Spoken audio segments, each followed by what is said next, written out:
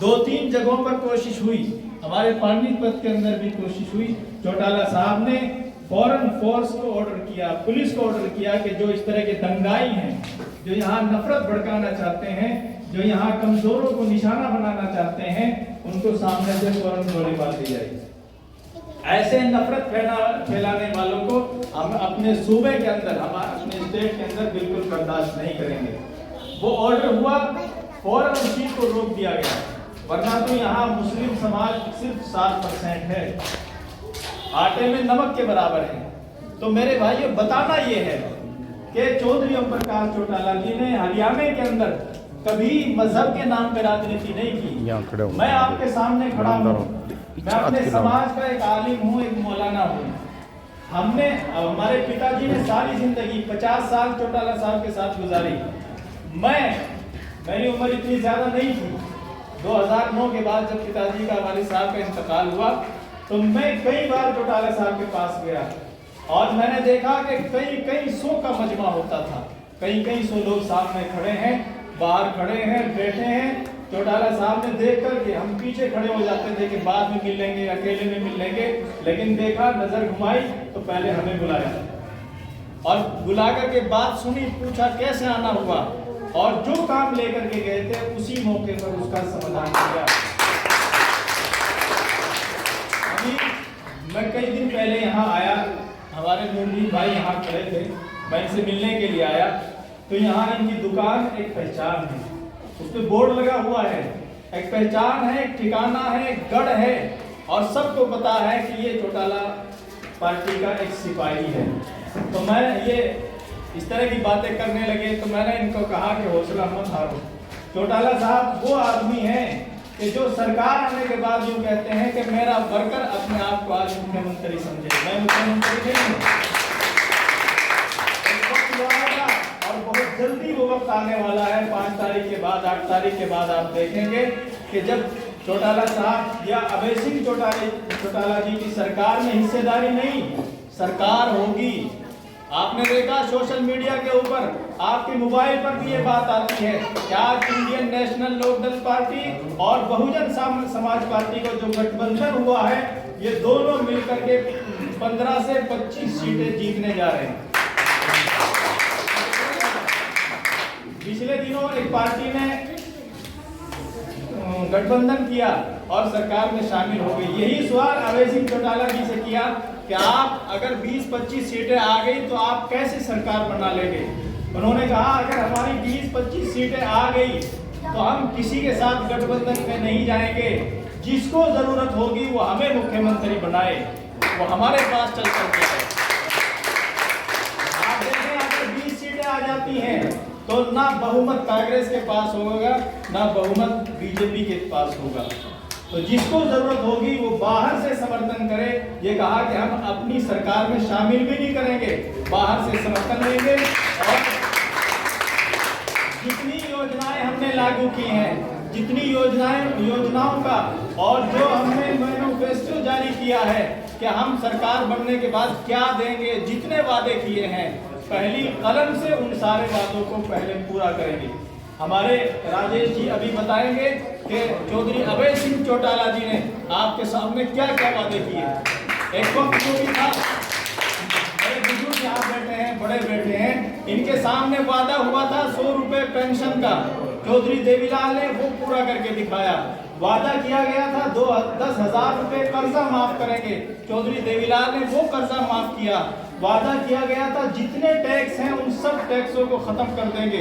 आपके ट्रैक्टर का चालान काट दिया जाता था, साइकिल पे टोकन लगता था, जितने टैक्स थे पहली कलम से वो सारे टैक्स खत्म किए। जितने भी बिजली के बिलों का वादा किया गया था, बिजली फ्री देंगे, 24 घंटे बिजली देंगे और बिजली का बिल माफ करेंगे, चौधरी देवीलाल ने वो सारे वादे पूरे किए। आज हमारे सामने उसी चौधरी देवीलाल का पोता है, जिसको हरियाणा के अंदर बच्चे बच्चे की जबान पर ये बात है कि जबान का सच्चा, जबान का धनी अगर हरियाणा की राजनीति में कोई है तो वो चौधरी अभय सिंह चौटाला जी। उसी देवीलाल का पोता आपके सामने अपने दादा की तरह जो वादे कर रहा है, वो सरकार आने के बाद पहली कलम से आपको वो सारे वादे पूरे करके दिखाएगा। आपसे दरखास्त ये है, आपके बीच में आए हैं, बूंद बूंद से घड़ा भरता है। अगर हम ये सोचें कि सरकार अभय सिंह को कैसे बनाना है, कैसे वहां उस गद्दी पे ले जाकर के बिठाना है, और आपने देखा चाहे आपकी लड़ाई यहाँ सड़कों के ऊपर हो या चाहे आपकी लड़ाई विधानसभा के अंदर हो, जितनी लड़ाई इन 5 साल में नहीं 10 साल में चौधरी अभय सिंह चौटाला जी ने आपकी लड़ी है, किसी और नेता ने नहीं लड़ी। कांग्रेस पार्टी वहां बैठती थी, शेर व शायरी करती थी और उसके बाद वहां से चली आती थी। अगर कोई आपकी लड़ाई लड़ता था, कोई आपके हक की आवाज वहां उठाता था, तो वो चौधरी अभय सिंह चौटाला जी थे। किसान आंदोलन में ये कहा कि आप यहाँ तब जब आओगे पहले वहां इस्तीफा देकर के आओ। एक मर्तबा कोई आदमी एमएलए बड़ी मुश्किल से बनता है और फिर उसको इस्तीफा देना, उस पद को ठुकराना और उस पद को लात मारना कोई मामूली बात नहीं है। खतरा रहता है कहीं दूसरी बार हार ना जाऊं। आज लोग बनते हैं, माल समेटते हैं, इकट्ठा करते हैं और 5 साल ये कोशिश करते हैं कि किसी तरह हम यहाँ सत्ता में जमे रहें। चौधरी अभय सिंह चौटाला जी ने ऐलान किया कि 26 तारीख के अंदर या तो ये काला कानून वापस हो जाएगा या फिर मैं 27 को इस्तीफा दे दूंगा। जब वापस नहीं लिए तो 27 तारीख को आपने देखा पूरे हिंदुस्तान के अंदर कितने एमएलए हैं, कितने एमपी हैं जो अपने आप को ये कहते हैं कि हम किसान हितैषी हैं, किसान के हमदर्द हैं, किसान के मसीहा हैं। कोई भी ऐसा नेता नहीं था, कोई ऐसा एमएलए एमपी नहीं था जिसने किसान की आवाज को उठाने के लिए और उसके हक में इस्तीफा दिया हो। अगर किसी ने दिया है चौधरी अभय सिंह चौटाला जी ने दिया है। बात ये कहनी है कि आज हमारे सामने जो मसाइल हैं, हमारी जो परेशानियां हैं और हमारे जो मुद्दे हैं, अगर उनको कोई उठा सकता है या उनको कोई पूरा कर सकता है, हमारे परेशानियों को कोई खत्म कर सकता है, तो उस पार्टी का नाम इंडियन नेशनल लोकदल पार्टी और बहुजन समाज पार्टी है।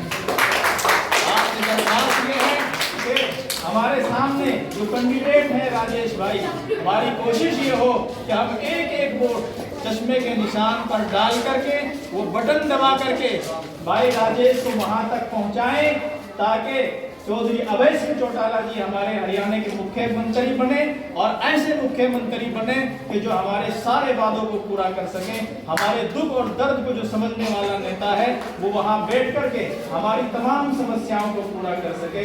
यही पैगाम लेकर के आपके बीच में आए हैं। आपने मेरी बात सुनी और एक जो मैंने बात कही थी कि नफरत बोल दिया गया, उसके ऊपर एक शेर कहकर के अपनी बात खत्म करता हूँ कि खूब बहती है अमन की गंगा बहने दो, मत फैलाओ मेरे देश में दंगा रहने दो।